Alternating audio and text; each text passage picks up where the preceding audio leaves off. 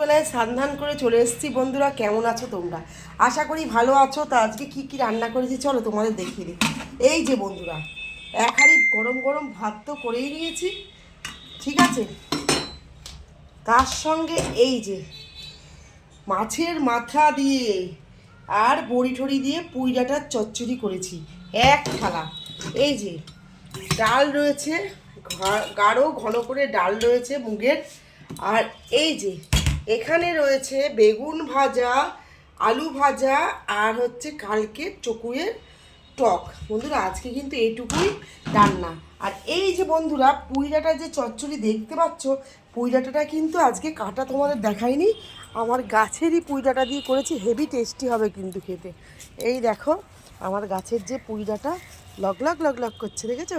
এই ডাঁটাগুলো দিয়েই আমি আজকে পুঁই চচ্চড়িটা রান্না করেছি। Thank you all my friend. সকলে ভালো থেকো, সকলে সুস্থ থেকো। শুভ দুপুরের শুভেচ্ছা রইল।